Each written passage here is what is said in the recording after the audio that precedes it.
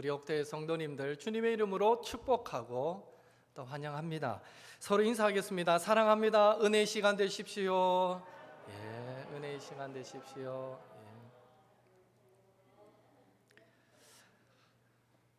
여러분, 지난 한 주간을 보내시면서 어떤 순간이 가장 기쁘셨습니까? 여러분의 마음을 행복하게 만들어 주던가요? 하나님 앞에 나와 예배하는 이 시간입니다 라고 혹시 말씀하시고 싶은 성도님들 계십니까?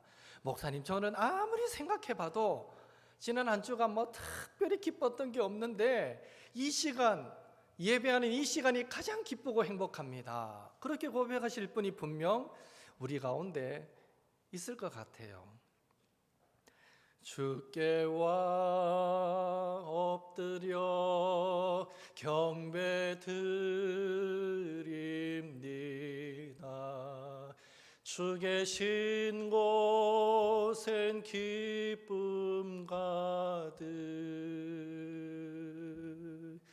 무엇과도 누구와도 바꿀 수 없네. 예배 드림이 기쁨 됩니다.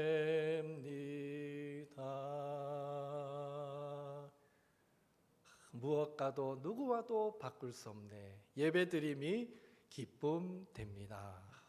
정말 우리 가운데 그렇게 고백하실 분이 계실 것 같아요. 목사님, 아무리 생각해도 지금 이 시간이 저는 가장 기쁘고 행복합니다.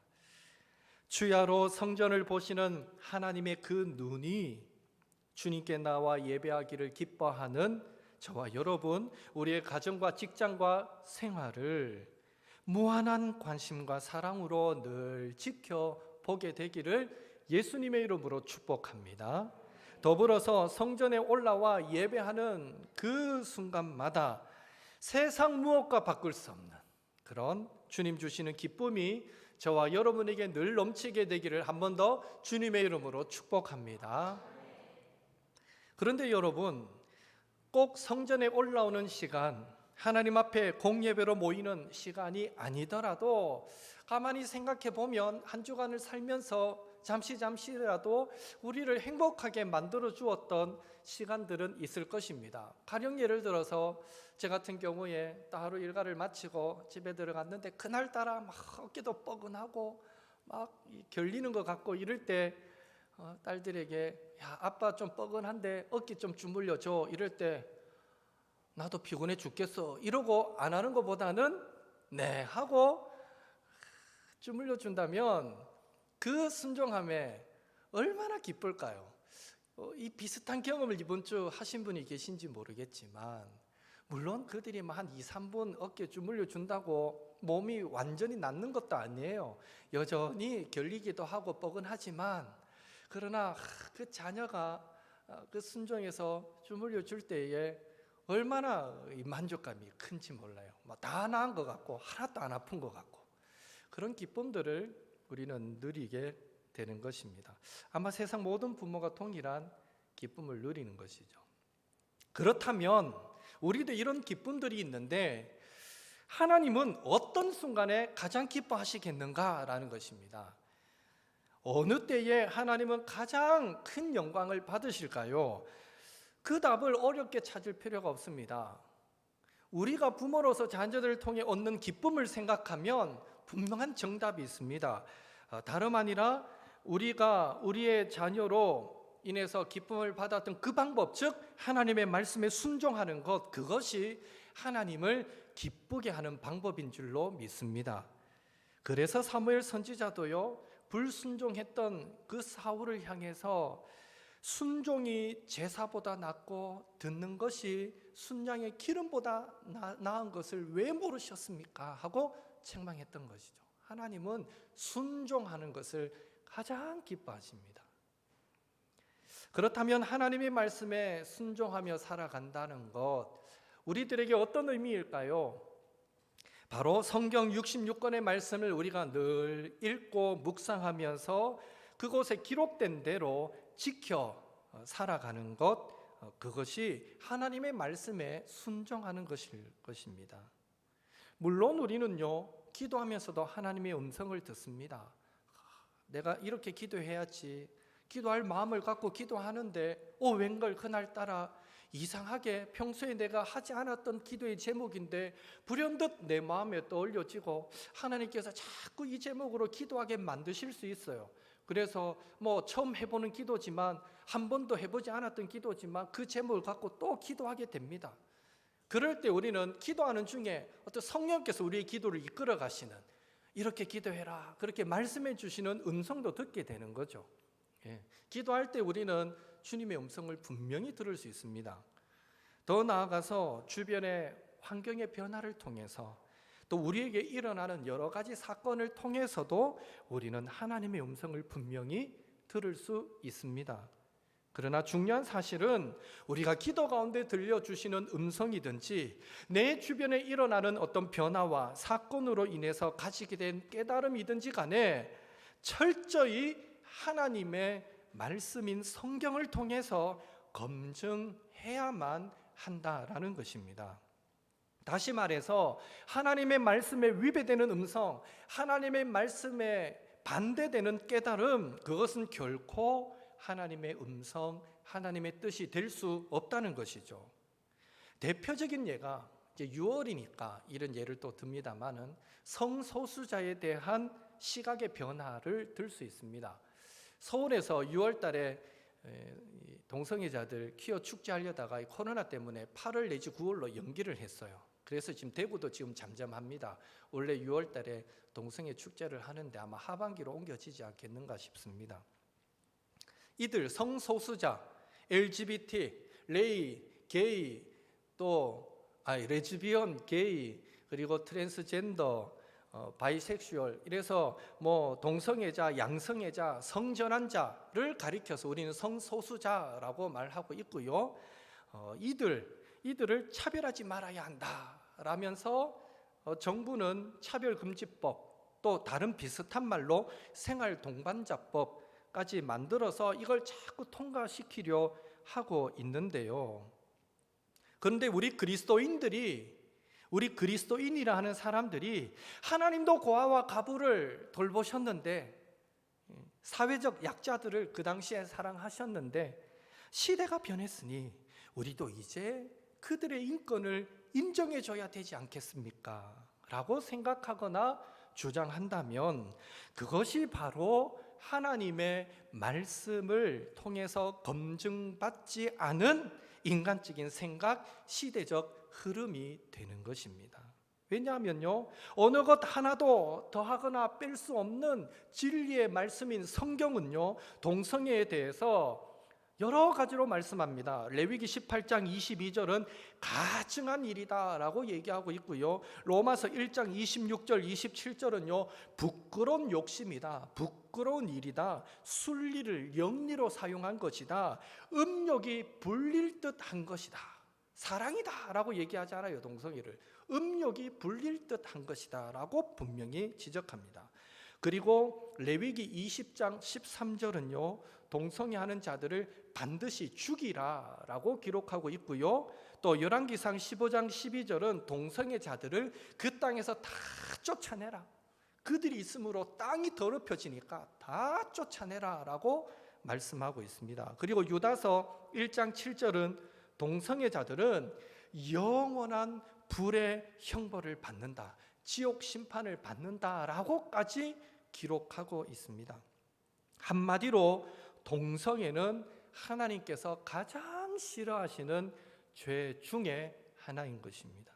따라서 우리 그리스도인들은요 조금이라도, 눈컵만큼이라도 동성애에 대해서 긍정적인 시각을 가져서는 안 되고, 동성애자뿐 아니라 그들을 지지하는 자들까지도 하나님의 말씀에서 떠나 있는 죄악을 범하고 있다라고 여기셔서 어떻게 하든지 그들이 동성애라는 죄악에서 빠져나올 수 있도록 우리는 돕고 권하고 기도해야만 하는 것입니다. 특별히 동성애를 인정해 줄 수 없는 것이, 그 차별금지법을 통과시키면 안 되는 것이 지금은 동성애자, 성전환자 정도만 우리가 부각시켜서 차별받게 하지 말자라고 하지만 1차적으로 이들이 인정받게 되면요, 그 다음 수순은 딱 정해져 있습니다. 그 다음은요, 사물성애자, 피아노를 사랑한다 하면 피아노와 결혼하도록 합법화 시켜주고요. 제가 그 어떤 영상을 하나 봤는데 미국 여자예요. 이 여자는요, 샹들리에를 사랑한대요. 그래가지고 한 1000년 전에 만들어진 아주 오래된 샹들리에인데 인터넷에 검색해서 그 샹들리에 사진을 보는 순간 첫눈에 반했대요. 그래서 자기 모든 재산을 통장을 다 깨가지고 그걸 샀대요. 그게 집으로 배달되어 오는 날 너무 행복했대요. 행복했고 그 샹들리에를 하나하나 닦으면서 딱 걸어놨는데 아침 저녁으로 닦는답니다. 그걸 닦으면서 성적인 쾌감을 느낀대요. 그래서 자기는 샹들리에와 결혼했다고. 자기는 늘 아침 저녁으로 샹들리에와 대화하고 있다고. 그래서 자기는 이런 사랑도 인정받아야 된다고 이래 주장하는 것을 보았습니다. 아직도 미국은 아마 이 사물성애자까지 합법화시켜 주는지는 모르겠지만 자연스럽게 그것까지 합법화시켜 줘야죠. 동성애를 인정하면 그 다음은 사물성애자도 인정해야 되고 그 다음에는 또 시체를 나는 사랑합니다. 공동묘지가가 막 시체 파내고 집에 갖다 놓고 막 시퍼렇게 썩은 시체 막 썩어가는 거 보면서 막 성적 쾌감을 느끼는 이런 변태 성욕자들, 시체 성애자들도 사랑해 줘야 되고 동물과 결혼하는 사람들 그들도 합법화 시켜줘야 되고 심지어는 소아성애자, 어린애들 사랑하는 것도 인정해 줘야 되고 동성애를 인정해 주면요, 그 다음 이 모든 것들이 꼬리에 꼬리를 물고 다 합법화 될 수밖에 없는 그런 시대가 옵니다. 그래서 뭐 어떤 일이 있어도 사실은 동성애는 우리 기독교인이라면 안 됩니다 하고 막아야 되는 것이죠. 아무쪼록 뭐 동성애뿐만 아니라 무신론, 신이 없다, 무신론이잖아요. 그리고 더불어서 유물론, 물질이 전부다, 무신론, 유물론을 배경으로 하고 있는 사회주의, 공산주의를 좋게 생각하는 것도 결코 성경적인 태도가 아닙니다. 우리는 꼭 그런 사실을 기억해야 되죠. 그리고 어떤 분들은 그래요. 목사님, 이 코로나 있고 나서 우리가 식사 안 하는데 그건 괜찮네요. 식사 안 해도. 그러면 앞으로 하지 맙시다. 그러나 그것도요, 이 시대적 흐름을 쫓아서 교회가 뭔지를 모르기 때문에 하는 소리예요. 성경은요, 이 식탁의 공동체를 정말 중요하게 생각합니다. 초대교회는 모일 때마다 떡을 뗐어요. 그 떡을 뗀다는 것은 성찬식을 의미하기도 하지만 식탁의 공동체, 식사의 시간을 가졌다라는 거거든요. 성경은 천국을 묘사할 때도요, 식탁의 공동체로 묘사합니다. 우리 믿음의 백성들은 모일 때마다 또 식사하며 함께 또 서로를 알아가는 이 시간들이 옛날부터 초대교회 때부터 그 이전부터 얼마나 귀하게 여겨졌는지 몰라요. 한편 생각해 보면 오늘날 왜 한국교회가 또 교인들이 끈끈함이 사라질까, 결속력이 사라질까, 이 식사 공동체가 사라져가기 때문은 아닐까, 저는 그런 생각도 해보게 됩니다. 그래서 우리가 코로나 때문에 잠시 쉬는 거지 이참에 그만둡시다, 이것도요 그냥 세상 흐름을 쫓는 거지 이게 과연 성경적인가를 깊이 생각하지 않는 거죠. 우리는 그럴 수 있다는 거예요. 아무쪼록 무엇이 되었든지 간에 하나님의 말씀, 성경의 가르침과 다르다면, 성경에서 조금 멀어져 있다라고 여겨지신다면 그것은요 어떤 선한 모양이더라도 하나님의 뜻, 하나님의 음성이 아님을 기억하고 멀리 하셔야 되며, 신앙과 삶의 유일한 법칙이 되는 그 성경을 우리는 늘 가까이 하시고 묵상하는 가운데 하나님의 음성을 들으시고 그 진리의 음성으로 죄로 물든 이 땅 가운데서 옳고 그름을 우리가 영적으로 분별하면서 살아가시는 우리 옥토의 성도님들 되시기를 예수님의 이름으로 축복합니다. 이렇듯 성경, 하나님의 말씀은 영적 전쟁터를 방불케 하는 이 땅을 살아가는 우리 성도들에게 그 치열한 삶의 현장 가운데서 무엇이 옳고 그른지를 기준을 제시해 주는 유일한 법칙이 되기 때문에 너무 소중합니다. 그렇다면 우리는 얼마나 그 소중한 하나님의 말씀, 성경을 사랑하고 있습니까? 얼마나 그 성경을 우리는 즐거워하십니까? 시편 119편의 저자는 그가 얼마나 하나님의 말씀을 사랑하는지를 이렇게 고백합니다. 14절 말씀을 같이 읽겠습니다. 내가 모든 재물을 즐거워함 같이 주의 증거들의 도를 즐거워하였나이다. 아멘. 시인의 고백이 참으로 솔직합니다. 시인은요, 모든 재물을 즐거워하는 것보다 내가 더 주님을 사랑합니다라고 고백하지 않고요, 여기서는 내가 재물을 즐거워함 같이, 재물을 사랑함 같이 내가 말씀도 사랑합니다라고 고백하고 있다는 거죠. 솔직하지 않습니까? 어떻게 재물과 하나님의 말씀을 비교해? 이런 불경건이 어디 있어? 라고 생각하실 수도 있지만, 그러나 시인은 최소한 자기가 쌓아두었던 그 재물을 볼 때의 즐거움, 그 정도만큼 하나님의 말씀을 대함이 즐거웠다라고 지금 고백하고 있습니다. 어떻습니까, 여러분? 여러분은 재물을, 돈을 좋아하는 만큼 성경을 좋아하시고 사랑하십니까? 아주 좋은 예가 있어요. 제가 성경 사랑 얘기하면서 수시로 드는 예인데, 한밤중에 깊이 잠들었습니다. 그런데 친구가 새벽에 전화가 왔어요, 뜬금없이. 그래서 막 억지로 잠을 깨서 전화를 받았더니 한다는 소리가, 야 친구야, 지금 어디로 나오면 내가 니한테 돈 1,000만 원 줄게. 이러면 우리가 자다 깼기 때문에, 야 이 밤에 한밤중에 무슨 소리야 하고 전화를 끊겠습니까? 자다 깼지만 니 거기 꼼짝 말고 있으래 하고 달려나가겠습니까? 아마 우리는 후자를 선택할 겁니다. 예, 돈 1,000만 원 준다는데 뭐 새벽 2시면 어떻고 3시면 어떻습니까? 달려나가 봐야죠. 일단 준다니까 그 약속 하에서. 반대로 곤히 잠자고 있는데 새벽에 친구로부터 전화가 왔어요. 뜬금없이 한다는 소리가, 내가 잠이 안 와서 하나님의 말씀을 지금까지 읽었는데 내가 하나님의 말씀에 너무 큰 은혜를 받아서 이 은혜를 감당할 길이 없어서 내가 나누고 싶은데 친구야 지금 좀 만나자 이러면 뭐 어떻게 하시겠습니까? 너 꼼짝 말고 기다리라, 나도 그 은혜 함께 누리자 이러시겠습니까? 야 잠 좀 자자 이러고 끊으시겠습니까? 극단적인 예를 제가 들었지만, 재물을 즐거워함 같이 하나님의 말씀을 즐거워하는 것도 결코 쉬운 일은 아니다라는 생각이 듭니다. 그런 의미에서 시인이 저는 재물을 즐거워함 같이 하나님의 말씀을 즐거워했습니다 라고 고백한 것은 결코 불경스러운 일이 아닙니다. 아주 경건한 일이죠. 그 자체로 성경을 얼마나 사랑하고 있는가를 증명해 주고 있는 것입니다.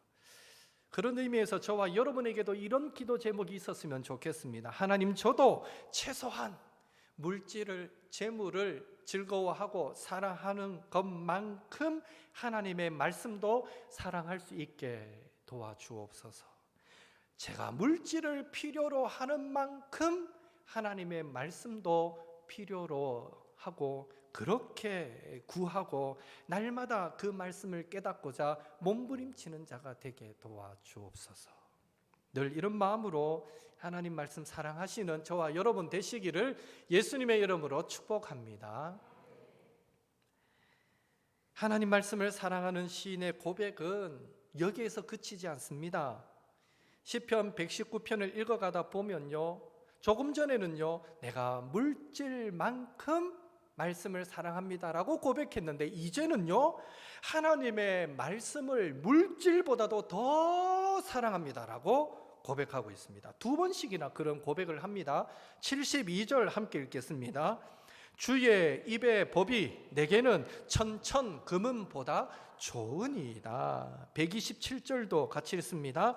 그러므로 내가 주의 계명들을 금 곧 순금보다 더 사랑하나이다. 아멘.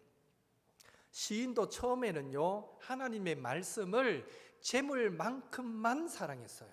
그런데 그런 마음으로 하나님의 말씀을 가까이 하다 보니 그 말씀의 은혜와 깊이를 깨닫다 보니 이제는요, 내가 하나님의 말씀을 재물만큼 사랑했던 게 얼마나 어리석었던가를 깨닫고 그 이후의 고백은 내가 재물보다도 하나님의 말씀을 더 사랑합니다 라고 고백하게 되었다라는 것입니다.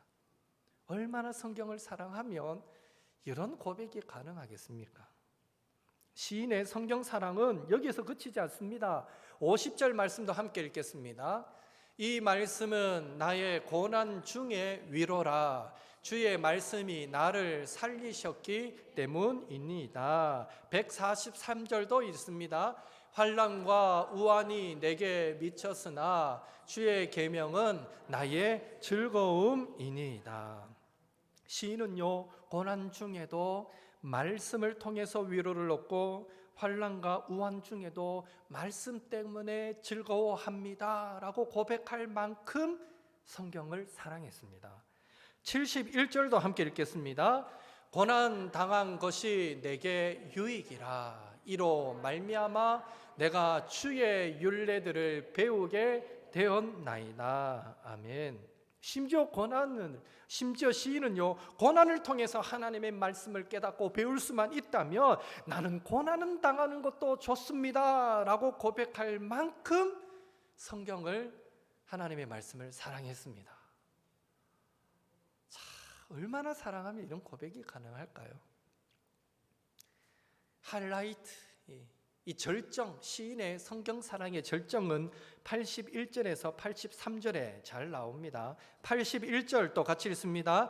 나의 영혼이 주의 구원을 사모하기에 피곤하오나 나는 주의 말씀을 바라보나이다. 82절 나의 말이 주께서 언제나 나를 안위하실까 하면서 내 눈이 주의 말씀을 바라기에 피곤하니이다. 아멘. 시인은요, 자신의 영혼이 하나님의 어떤 그 구원을 사모하기에 피곤할 만큼 그렇게 내 주어진 상황이 절망적일 그때에, 정말 낙심할 수밖에 없는 그때에 내가 하나님의 말씀을 바라보았다, 내가 하나님의 말씀만 의지했다라고 고백합니다. 이건 사랑하지 않고서는 불가능한 일인 거죠. 83절도 읽겠습니다.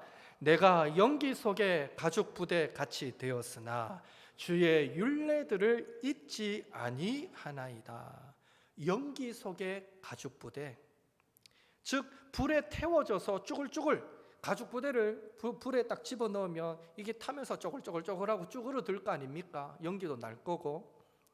그렇게 태워져서 사용할 수 없게 된 가죽 부대처럼 인생을 살면서 씻을 수 없는 상처와 아픔과 감당할 수 없는 고난 때문에 남들이 나를 알아보지 못할 정도로 폭삭 늙어 보이는 그런 순간에도 한 번씩 우리도 그런 경험하죠. 야, 니 요즘 뭐 걱정 있나? 와 그렇나? 막 얼굴이 확 막 헬쓱하고 막 갑자기 팍 늙어 보이고 사람이 곧 죽을 것 같고 멀쩡하던 사람이 그래 보이던 경험 여러분도 해보셨을 거예요.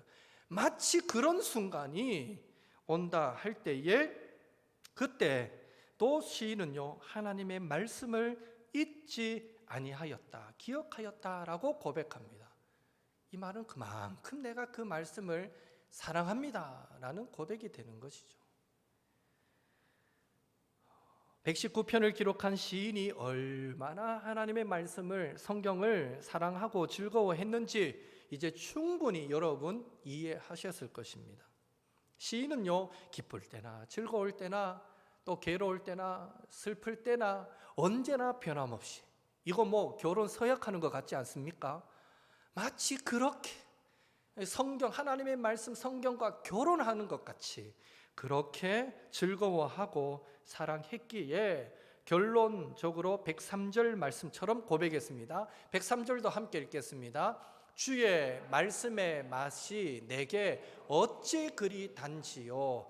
내 입에 꿀보다 더 다니이다. 내 입에 꿀보다 더 다니이다. 달고나보다 더 다니이다. 사탕보다 더 다니이다. 초콜릿보다 더 다니이다. 하나님의 말씀을 그렇게 고백해요. 저는 이 고백을 보면서 또 이런 느낌으로 다가옵니다. 아담이 하와를 신부로 맞이하고 나서 이는 내 뼈 중에 뼈요 살 중에 살이라. 오늘 시인이 말씀을 두고 하는 고백이 마치 이런 고백을 하는 것 같아요. 바라기는 우리도 시인처럼 하나님의 말씀에 대한 사랑이 기쁠 때나 슬플 때나 즐거울 때나 괴로울 때나 그 어떤 순간에도 변함없이 충만하게 넘치게 되기를 예수님의 이름으로 축복합니다. 누가 봐도 저와 여러분을 볼 때 야, 저 사람은 성경과 결혼해서 그런 고백을 들을 만큼 늘 그 말씀과 동행하고 그 말씀과 함께하는 저와 여러분이 되시기를 한 번 더 예수님의 이름으로 축복합니다. 그런 의미에서 서로 한번 인사하겠습니다. 성경을 심히 사랑합시다. 우리 이렇게 꼭 심히 사랑해야 됩니다. 심히. 그렇다면 시인은 왜 이렇게까지 성경을 사랑했을까요? 왜 하나님은 이 말씀을 주시면서 손목에도 매라, 미간에도 붙여라, 앉았을 때나 일어날 때나 누웠을 때나 막 길을 행할 때나 언제든지 이 말씀을 붙잡아라, 네 아이들에게 부지런히 가르쳐라, 왜 이렇게까지 강조하실까요? 오늘 우리는 왜 하나님의 말씀 성경을 사랑하고 즐거워하고 가까이 해야만 합니까? 몇 가지로 간략간략하게 오늘 시인의 고백을 통해서 살펴보겠습니다. 첫째로, 성경은 우리의 행실의 옳고 그름을 판가름하는 기준표가 되기 때문입니다. 9절 말씀 함께 읽겠습니다. 청년이 무엇으로 그의 행실을 깨끗하게 하리까? 주의 말씀만 지킬 따름이니이다. 아멘. 다시 말해 성경은 신앙과 생활의 유일한 법칙, 유일한 기준이 되기 때문에 우리는 늘 가까이 하고 사랑해야 합니다. 사실 이 땅을 살면서 지켜야 될 규칙은 참 많습니다. 국가가 정해놓은 법을 지켜야 됩니다. 또 도로교통법도 있죠. 그래서 우리는 신호도 잘 지켜야 되고 불법을 행해서는 안 됩니다. 그뿐입니까? 이 민족의 그 정기 속에 흐르는 이 또 윤리, 도덕 무시할 수 없습니다. 나라마다 윤리는 사실 약간씩 다를 수 있는데 특별히 우리는 대한민국 국민으로서의 윤리와 도덕도 지켜야 합니다. 더 나아가서 직장 생활을 하신다면 그 직장 속에서 지켜야 될 사원이 있습니다. 그리고 심지어 가정 안에서도요, 한 가정이 화평하려면 평화하려면요, 알게 모르게 세워진 어떤 규율, 규칙에 따라야 가정이 평화롭습니다. 그런데 우리가 잊지 말아야 할 것은 이 땅에 속한 모든 법과 규칙, 심지어 윤리와 도덕까지도요, 우리 인간이 불완전한 만큼 그것들은 불완전하다라는 사실을 기억하셔야 됩니다. 그럴 수밖에 없습니다. 세상의 법, 세상의 규칙은요, 사람 중심이지 결코 하나님 중심이 아닙니다. 그리고 이 세상의 법은요, 개인 중심이지 결코 그런 의미에서 이기적인 성향이 강하지 이타적이지 않습니다. 세상의 법이 가난한 자, 소외된 자, 억울한 자들의 편에 서기보다는 힘 있고 빽 있는 자들의 편에 서 있다라고 많은 사람들이 느끼는 이유가 여기에 있습니다. 실제로 또 변호사들, 법을 공부했고 변호하는 변호사들도요, 정말 법이 이타적인 것이라면 왜 악한 사람들, 범죄한 사람들을 변호하겠습니까? 돈만 많이 준다면 10억, 100억 준다는데 살인자라도 변호해서 그 사람 무죄로 만들어줘야 될 거 아닙니까? 이게 세상의 법이에요. 결코 이타적이지 않습니다. 아주 합리적인, 이기적인 계산이 가득한 것이 세상의 법이다라는 것이죠. 성경처럼 불변한 법칙이지도 않습니다. 세상의 법은요, 상황에 따라 변하는 그런 법칙이기 때문에 오류도 많습니다. 10년 전에는 A라고 판결했는 그 법인데 10년 후에는 B라고 판결합니다. 시대에 따라 변하는 게 세상의 가치입니다. 따라서 우리는 이 땅에 속한 법과 규칙도 하나님의 말씀을 기준으로 해서 지키게 될 때에 완전하게는 아니겠지만 그래도 좀 더 온전하게 지켜가게 될 줄로 믿습니다. 그래서 우리는 성경을 가까이 해야 합니다. 그래서 저는 말씀을 준비하면서 들었던 소망이 정말 우리들의 자녀들이, 믿음의 자녀들이 더 막 세상적으로도 각계각층으로 좀 지도자의 자리로 많이 들어갔으면 좋겠다, 이런 생각이 들어요. 믿음의 백성들이 정치를 해야 세상의 흐름에 편성하지 않고, 물론 그 흐름을 무시할 수는 없겠지만 그 흐름을 읽을 때에 이 흐름이 성경적인가 아닌가를 읽고 정치할 것 아닙니까? 그래서 믿음의 백성들이 정치를 해야 되는 거예요. 믿음의 사람들이 재판관이 되어야 되는 거예요. 그래서 세상의 흐름에 따라 지금 민심이 이러니까 그렇게 재판해 버리는 게 아니라, 이거 마녀 사냥이죠. 요즘 재판이 자꾸 그렇게 가는 것 같아요. 이 민심에 따라 달라지는 재판, 잘못 가는 것 같은 느낌이 들어요. 적어도 믿음의 사람이 재판을 할 때는 아무리 민심도 참고하지만 이 민심의 흐름이 하나님이 말씀에 위배되는 거 아닌가를 한 번 더 판단해서 정확한 판단을 내릴 수 있겠죠.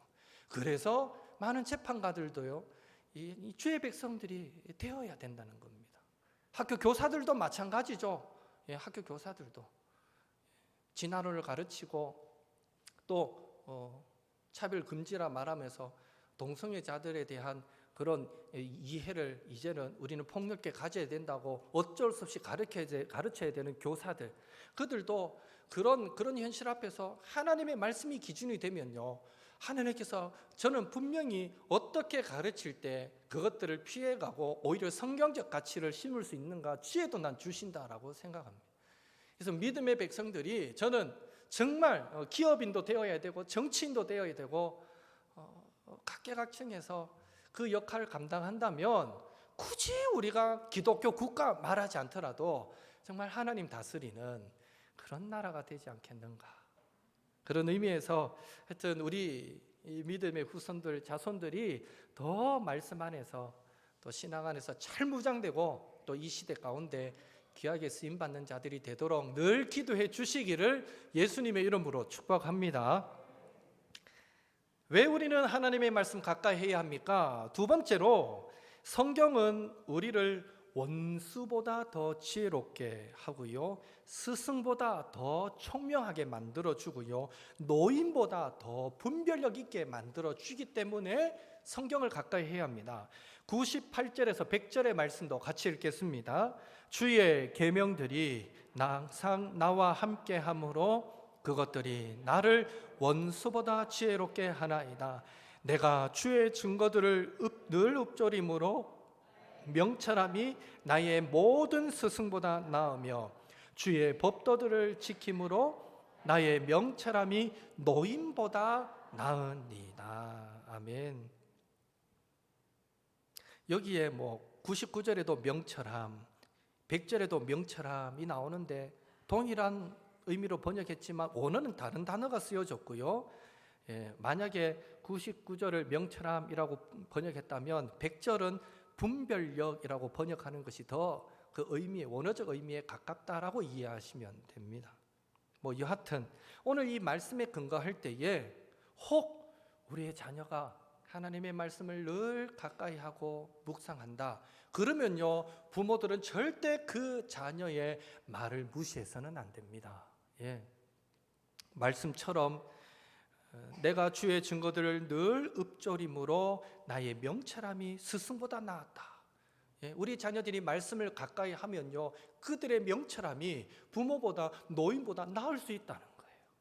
반대로 부모님들이 어르신들이 늘 말씀을 가까이 하고 살아간다면요, 자녀들이 그 부모님의 말씀을 또 무시해서는 안 됩니다. 왜요? 100절 보십시오. 주의 법도들을 지킴으로 나의 명철함이 또 노인보다 낫다 그랬는데 반대로도 이해할 수 있죠.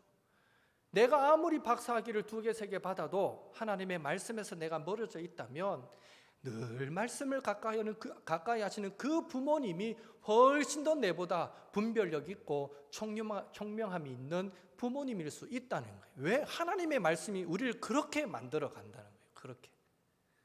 성도와의 관계도 마찬가지입니다.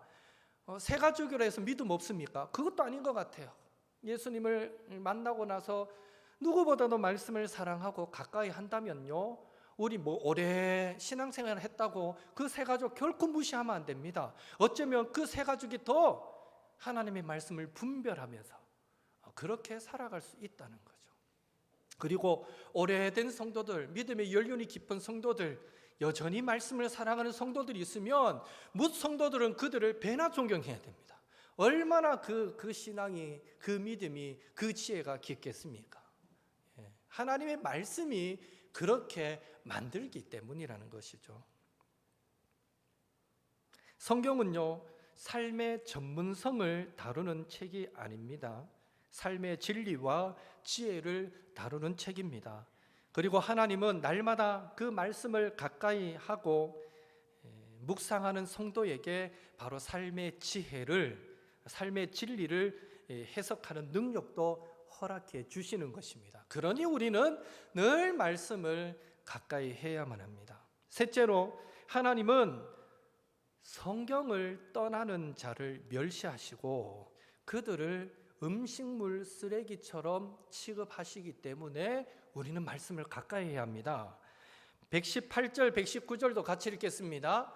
주의 율례들에서 떠나는 자는 주께서 다 멸시하셨으니 그들의 속임수는 허무함이니라. 주께서 세상의 모든 악인들을 찌꺼기같이 버리시니 그러므로 내가 주의 증거들을 사랑하나이다. 우리 가운데 음식물 쓰레기 사랑하시는 분들 없으시죠? 요즘은요, 한 2, 3일만 음식물 쓰레기통에 놔두면 그만 냄새 나지 않습니까? 그래서 한 번씩 설거지 하시다가 이제 찌꺼기 나오면 그 통에 부을 때, 음식물 그 쓰레기통 열 때 순간 멈칫하죠. 이거 며칠 돼가 냄새 날 텐데. 그래서 막 숨 한번 쉬고는 탁 부어놓고 또 금방 닫아버리고. 제가 한 번씩 그러거든요. 음식물 쓰레기 막 할 수만 있으면 빨리 갖다 버려야 됩니다. 빨리 갖다 버려야 됩니다. 그런데 하나님이 하나님의 말씀을 가까이 하지 않는 자를 이 음식물 찌꺼기처럼 대하시겠다라고 말씀하시니, 사실 오늘 우리가 이 말씀은 또 심각하게 받으셔야 됩니다. 내가 음식물 쓰레기인가? 라고 여겨지신다면 오늘부터라도 우리는 더 하나님의 말씀을 가까이 해야 되겠죠. 네 번째로, 하나님의 말씀은 순수하여 우리를 주님의 순결한 신부로 만들어줍니다. 140절도 함께 읽겠습니다. 주의 말씀이 심히 순수함으로 주의 종이 이를 사랑하나이다. 여기 순수하다, 이 말은요, 재련하다, 불순물을 제거하여서 깨끗하게 만들다, 이런 뜻입니다. 하나님의 말씀이 심히 순수하다라는 것은 결국 성경은요, 거짓된 것 하나 없는 진리의 말씀이다 라는 의미고요, 더 나아가서는 그 말씀 안에 거하는 자들, 그들까지도 그들 안에 있는 모든 불순물들을 다 제거해서 거룩한 주님의 신부로 만들어가는 능력이 그 말씀 안에 있다, 이런 의미가 되는 겁니다. 그러니 이 시인은 하나님의 말씀을 사랑했던 것입니다. 마지막으로 성경은요, 하나님을 만나게 합니다. 하나님을 찾게 해주기 때문에 우리는 가까이 해야 합니다. 10절 말씀을 같이 읽겠습니다. 내가 전심으로 주를 찾아싸우니 주의 계명에서 떠나지 말게 하소서. 이 한 절의 말씀은 많은 걸 함축합니다. 내가 전심으로 주를 찾아싸우니, 그래서 어떻게 됐다는 거예요? 전심으로 찾으니까 만나주시더라는 거예요. 만나주셨다. 내가 하나님을 만났고, 하나님을 만나고 보니까 하나님이 어떤 분인지 깨닫게 되었고, 하나님을 알게 되었고, 하나님을 내가 아는 순간 나는 그 하나님의 그 주신 음성 안에서 치유와 회복을 경험하였기 때문에, 그래서 자신이 찾은 하나님과 날마다 동행하기 위해서 10절의 후반절에 보면 주의 계명에서 떠나지 말게 하소서라고 시인은 고백하였던 것입니다. 칼빈도 기독교 강요에서 성경은요, 혼란한 마음을 바로잡아서 하나님을 보게 하는 안경과 같다라고 말하고 있고요. 더 나아가서는 성경은 미로에서 벗어나는 길, 즉 가까이 가지 못할 그 빛에 거하시는 하나님, 그 하나님께로 나아가는 길을 가르쳐주는 실과 같다라고 칼빈은 이야기하면서, 그렇기 때문에 성경이라는 특별 학교에서 우리는 즐겁게 힘써 배워야 한다라고 권면하는 겁니다. 칼빈도 우리에게 성경을 늘 가까이 하라 권면해 주고 있습니다. 결론적으로 우리가 성경을 사랑하고 즐거워하고 가까이 해야 할 이유를 한 문장으로 요약해 보자라고 말한다면 오늘 우리가 읽었던 105절 말씀이 될 것입니다. 함께 또 읽겠습니다. 주의 말씀은 내 발의 등이요 내 길의 빛이니이다. 아멘. 이 시인의 고백, 오늘 저와 여러분의 또 믿음의 고백이 될 수 있기를 예수님의 이름으로 축복합니다. 그런 의미에서 131절에 하나님의 말씀을 사모하여서 입을 크게 열고 헐떡였습니다 라고 고백하고 있고, 147절에 그 말씀이 사모되어서 자다가도 벌떡 깨어 일어났습니다 라고 고백하는데, 그렇게 고백했던 시인처럼 우리도 더욱 하나님의 말씀을 사모하고 사랑하여 날마다 가까이 하시고, 또 56절에 하나님의 말씀을 지키는 것이 자신의 가장 소중한 소유를 내가 가지는 것과 같다라고 여겼던 시인처럼 우리도 마치 하늘에 소유를 쌓아가는 마음으로, 보물을 쌓는 마음으로 하나님의 말씀을 늘 가까이 하고 지켜 순종함으로 그 말씀을 통해서 날마다 하나님도 만나고, 그 말씀을 통해서 하나님께서 주시는 지혜와 분별력도 가지고, 그 말씀을 통해서 주님의 순결한 신부로 날마다 거듭나며, 그 말씀을 통해서 하나님께 속한 치유와 회복과 능력도 날마다 경험하며 살아가시는 우리 욕터의 성도님들 되시기를 예수님의 이름으로 축복합니다. 함께 기도하겠습니다. 오늘 나눈 말씀 기억하시면서 옳고 그름을 판가름하게 만드는 참된 기준표가 되고, 우리를 원수보다 지혜롭게 만들고 스승보다 총명하게 만들며 노인보다 분별력 있게 만들고, 우리를 주님의 순결한 신부로 만들고 하나님을 만나도록 찾도록 해주는 성경 늘 아끼고 사랑하게 하옵소서. 나도 재물을 사랑하는 만큼 하나님의 말씀 사랑하게 하옵소서. 기쁠 때나 슬플 때나 즐거울 때나 괴로울 때나 변함없이 하나님의 말씀 아끼고 사랑하는 저희들 되게 도와주옵소서. 말씀 붙잡고 기도하시고요. 한 가지 더, 우한 코로나 우리나라와 또 세계 가운데서 빨리 종식되게 하여 주옵소서. 또 이 우한 코로나의 여파로 한국교회 안에 개척교회 약 1만여 개의 개척교회가 문을 닫을 위기에 처해 있다. 우리 교회가 안 그렇다고 사실은 안심할 수 없는 것이, 개척교회는 매달 월세 낼 돈도 없는데 코로나로 인해서 문을 닫으니 이 감당이 안 되는 거예요. 그래서 지금 한 1만여 개의 개척교회가 문을 닫을 위기에 처해 있다라는 이 보고서를 또 읽은 적이 있습니다.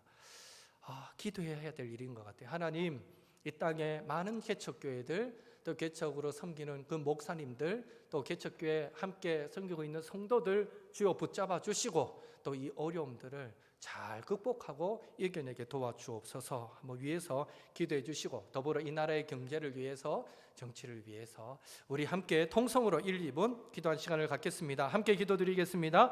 사랑의 하나님, 주님 은혜 감사드립니다. 오늘도 종을 세우셔서 하나님의 말씀을 대응케 하셨습니다. 오늘 하나님의 말씀은 하나님의 말씀 성경, 우리가 사랑해야 한다는 것입니다. 하나님의 말씀을 늘 가까이 해야 한다는 것입니다. 하나님의 말씀을 내 삶의 기준으로 삼아야 한다는 것입니다. 그 말씀을 기준으로 삼고 말씀이 가라 하면 가고 서라 하면 서야 한다는 것입니다. 아버지요, 그 말씀을 통해서 옳고 그름을 분별해야 한다는 것입니다. 아버지, 그 말씀이 우리를 원수보다 지혜롭게 만들기에, 그 말씀이 우리를 스승보다 청명하게 만들기에, 그 말씀이 우리를 노인보다 분별 있게 만들어 주기에 우리는 말씀을 사랑해야 한다는 것입니다. 그 말씀은 늘 우리를 순결한 신부로, 우리 안에 있는 모든 죄악된 것들을 씻어내며 늘 순결한 신부로 만들어 주기 때문에 궁극적으로는 그 말씀이 늘 하나님을 만나게 만들어 주고 하나님을 찾도록 만들어 주기 때문에 우리는 성경을 아끼고 사랑해야 한다는 것, 하나님 우리가 기억하게 도와주시고, 주여 소망합니다. 이 한 주간을 살아갈 때에 우리도 재물을 사랑하는 것만큼 아버지 주님을 사랑할 수 있게 도와주시고 하나님의 말씀을 사랑하게 도와주옵소서. 기쁠 때나 슬플 때나 즐거울 때나 괴로울 때나 언제나 변함없이 우리가 주님의 말씀을 가까이 하고 사랑하게 도와주옵소서. 이런 내 뼈 중에 뼈, 살 중에 살이라 아버지, 이 믿음의 고백과 동일한 수준으로 우리는 하나님의 말씀을 늘 가까이 하고 그 말씀과 동행하는 그런 복된 삶을 살아가도록 주여 인도하여 주시옵소서. 하나님이 한 주간을 살아갈 때에 아버지 얼마나 많은 또 일들이 우리 앞에 있을지 우리는 알 수 없습니다. 아버지, 우리의 인간의 경험과 인간의 지식으로 그것들을 판단하지 않게 도와주시고 늘 하나님의 말씀이 기준이 되어서 이 한 주간 순간순간을 분별하게 도와주시며 믿음으로 살아갈 수 있는 또 저희들이 될 수 있도록 주여 도와주시고 은혜를 베풀어 주옵소서. 세상 사람들이 다 좋다, 다 선하다, 다 옳다 말할지라도 우리는 하나님의 말씀에 아버지 비추어 보게 도와주시고, 하나님의 말씀이 아니라고 말씀한다면 아버지 아무리 좋다 한들 그것에서 돌아설 수 있는 저희들 되게 도와주시고, 늘 주님이 명령하시는 그 뜻을 쫓아서 믿음으로 순종하며 살아가는 저희들 되게 인도하여 주시옵소서. 우한 코로나가 여전히 멈춰지지 않습니다. 이 땅과 세계를 긍휼히 여기시고 속히 이 문제가 해결되어지게 도와주시며, 특별히 주여 코로나로 인해서 아버지 한국 땅에 1만여 개의 개척교회가 문을 닫을 위기에 처해 있습니다. 고통 중에 있습니다. 주여 붙잡아 주옵소서. 아버지여 힘들게 어렵게 전도하며 아버지 개척해 가시는 그 모든 목회자들과 그 모든 성도들을 붙잡아 주시며 아버지 그들의 애쓰고 수고함이 허사로 돌아가지 않게 도와주시고 아버지 이 위기를 잘 이겨내고 견뎌낼 수 있도록 주여 붙잡아 주시옵소서. 더불어 이 땅의 경제도 주님 지켜주시고 이 땅의 정치도 붙잡아 주시며 아버지여 어느 것 하나 주님의 간섭하심 없이 바로 설 수 없사오니 주여 이 한 주간도 온전히 주님의 은혜로 이 나라 이 백성을 붙드시고 인도하여 주시옵소서. 아버지 도와주시옵소서. 사랑의 하나님, 옳고 그름을 분별하는 기준, 원수보다도 더 지혜롭게 만들고 스승보다도 더 총명하게 만들고 노인보다도 더 분별 있게 만드는 말씀, 하나님을 만나게 도와주는 그 말씀을 늘 아끼고 사랑하며 살아가는 저희들 되게 도와주시옵소서. 이 한 주간은 그런 의미에서 기쁠 때나 슬플 때나 즐거울 때나 괴로울 때나 변함없이 그 말씀이 늘 우리 곁에 있게 도와주시고 그 말씀과 동행하며 승리케 역사하여 주시옵소서. 속히 코로나가 끝나게 도와주시고 코로나의 여파로 문을 닫을 위기에 처한 1만여 개의 개척교회들 붙잡으시며 그 목회자와 그 성도들 어떻게든 또 유지해 보려고 살아남으려고 몸부림칠 때에 도와주시고 전도하기도 힘든 때가 되어서 더더욱 어려운데 하나님 그들이 기도하며 몸부림칠 때에 한 명, 두 명 또 영혼 구원하는 역사가 개척교회를 통해서 비록 코로나가 번지는 시기이지만 이때에도 그 놀란 기적의 역사가 일어나도록 주여 축복하여 주시옵소서. 이 땅의 경제도 이 땅의 정치도 붙잡으시고 어느 것 하나 주님의 도우심 없이 간섭하심 없이는 될 일이 없습니다. 주여 함께 하시고 이 한 주간도 이 나라 이 백성 이 국민을 지켜 주시옵소서. 믿고 의지하오며 예수님의 이름으로 기도드리옵나이다. 아멘.